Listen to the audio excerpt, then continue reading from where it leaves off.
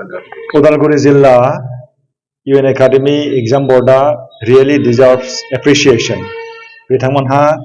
बर' राव सोलोंथाइ बेखौ सिबिनो थाखाय दिनै सेक्रिफाइस खालामदों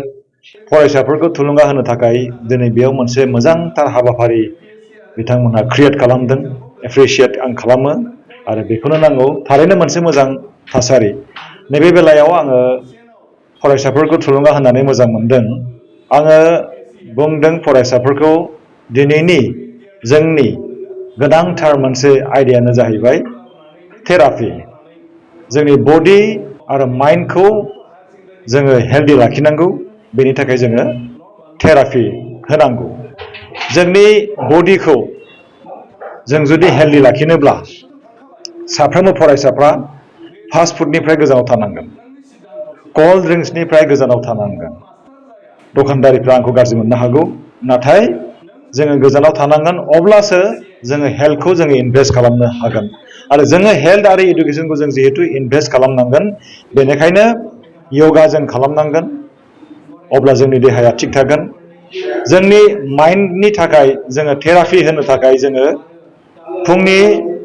समावनो जोङो सिखारनांगोन फुङाव सिखारनाया फुंनि समाव मोनसे ब्रह्म मुहूर्त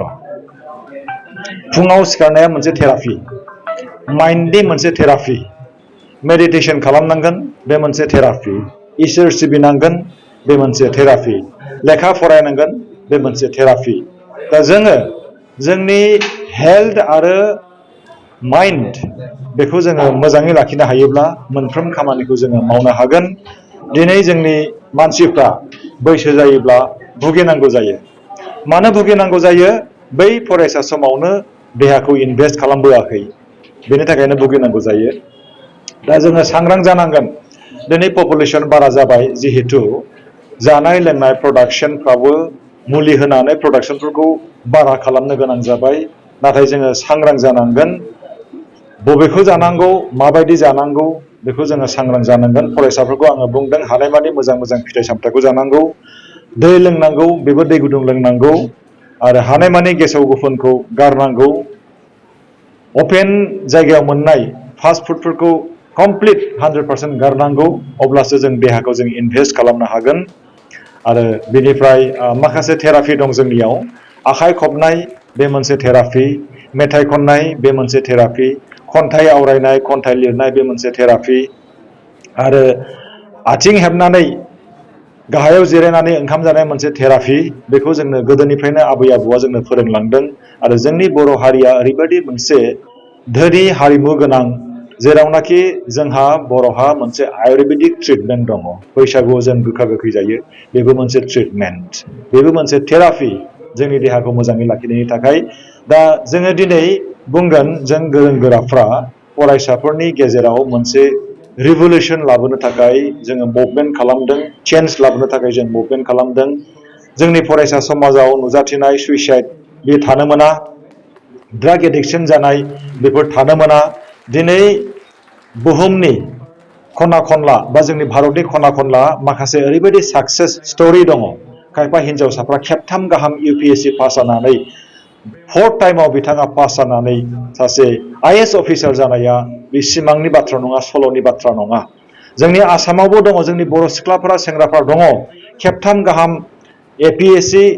आनजादखौ फेल जानानै उननि समाव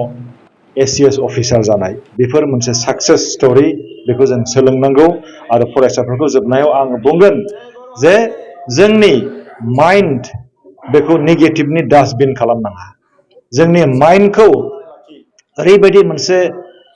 जोङो खालामनांगौ जे पजिटिभ वर्ड्स पजिटिभ एनार्जि जोंनि माइन्डआ फुल अफ पजिटिभ एनार्जि जानांगौ अब्ला बुहुमनि रावबो सुथुरा जोंखौ फेजेननो हानाय नङा NEP बुंदों गावनि बिमानि रावजोंसो गुबै सोलोंथाइखौ मोनो गियानखौ मोनो नाथाय बहाबा जों जाय गोदानखौ होसोनानै बहाबा जोंनि जिथु मरेल क्लास थानांगौ गोदोरखौ खुलुमनाय उन्दैखौ अननाय बेफोर बहाबा गोमालांनायखौ जों बे बेलायाव NEPनि जि मोनसे स्ट्राक्चार बेयो साइन्टिफिक आरो साइकोलजिकेल आरो बेयाव मादार टां बिमानि रावखौबो इम्परटेन्स होदों दा बेखौ इमप्लिमेन्टेसन खालामनाया जोंनि बिबान जोंनि फोरोंगिरिफ्राबो बेखौ गोसो होनांगोन जोंनि एडमिनिस्ट्रेटर बिथांमोनहाबो गोसो होनांगोन आरो लोगोसे जोङो बुंनांगोन जोंनियाव माखासे ओरैबायदि प्राइभेट फसंथानफोर दङ इउएन एकाडेमि बिथांमोनहा बर' राव थुनलाइनि थाखाय बेसेबां खामानि मावलांदों दा एनइपिखौ मोजाङै इमप्लिमेन्टेसन खालामनो थाखाय जोङो बे प्राइभेट फसंथानफोरखौ एम्पावार खालामनांगौ आरो एम्पावार खालामनाया जाहैबाय सरकारनि बिबान सरकारा जोंखौ नायसननांगौ सरकारा मान्थलि मोनसे मिनिमाम जुदि कन्ट्रिबिउसन होनो हायोब्ला प्राइभेट स्कुलफोरनो बै जि मोनसे इनक्लुसिभ एडुकेसन सिस्टेम एनइपि बे इमप्लिमेन्टेसन जागोन आरो इमप्लिमेन्टेसन खालामनो हायोब्ला फरायसाफ्रा अलराउन्ड डेभेलपमेन्ट जागोन बे सियर एन्ड सार्टेन बे मोनसे बिराद मोजां पलिसि बेखौ आं बुंगोन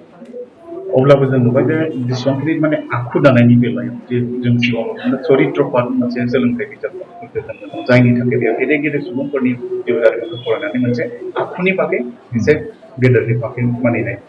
खिन्थु बिनिखौ गैयिनि थाखाय दिनै बर'आ बे माबाया गोमालांदों दा बेनिखायनो बर' बिमा रावजों जिखिनि मानिनांगौ बेखौ लाबोनो हायो अके बे बेलायाव आङो बुंगोन जे जोंहा टिचारनि अनगायै बा कारिकुलामनि अनगायै गुबुन बिथिङावबो जोंनि पेरेन्टसफ्राबो समाजनि इन्टेलेक्सुयेलफ्राबो जों गोसो होनांगोन मरेल इडुकेसनखौ जों लांफानांगोन दा मोनसे नेसनेल इडुकेसन पलिसि एनइपि 2020 फैदों बेयाव माबा मोनसे गैया होननानै जोङो क्रिटिसिजमल' खालामबाय थायोब्ला इगनर खालामोब्ला जानाय नङा जोङो आध्यात्मिक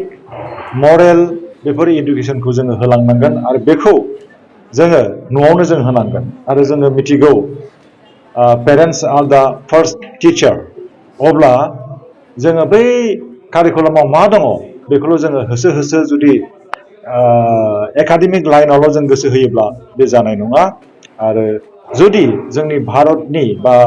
जोंनि सिभिलाइज ससाइटिनि जि मोनसे ट्रेडिसन गेदेरफोरखौ मान होनाय इसोरखौ सिबिनाय बेफोर कालसारा बेफोर ट्रेडिसना जुदि जोबलाङोब्ला मोनसे खैफोद फैगोन होननानै आं सानो दिनैनि गोथार प्रब्लेम दिथागिरिया बिगोमा मोनसे मा खावलायदों आङो दिथागिरिफोरखौ बुंगोन जे हानायमानि फरायसाफोरजों गावनि फिसाफोरजों लोगो जाथारनांगौ लोगो जानानै हरनि 11टा 12टासिम टेबोलाव थाफानांगौ टेबोलाव थाफानानै सोंनांगौ माखौ बुजिदों माखौ बुजियाखै दा जोङो रावखौबो बुंनो हाया मबाइल दाला होननानै मबाइला गोनांथिबो जानानै फैदों मबाइलनि गेजेरजोंनो खायफा एपिएससि एग्जाम पास जानायबो दङ दा इन्सपिरेसनखौ जोङो होनांगोन नाथाय जोङो सांग्रां जानांगोन जोंनि गथ'फ्रा जाहाथे लाइ होनायाव लाफाखाया बेखौ जोङो गोसो होनांगोन टु माच फेमिलियारिटि ब्रिड्स कन्टेम्प्ट बे मोनसे दङ आरो स्पुन फिडिं बेफोरखौ खालामनो नाङा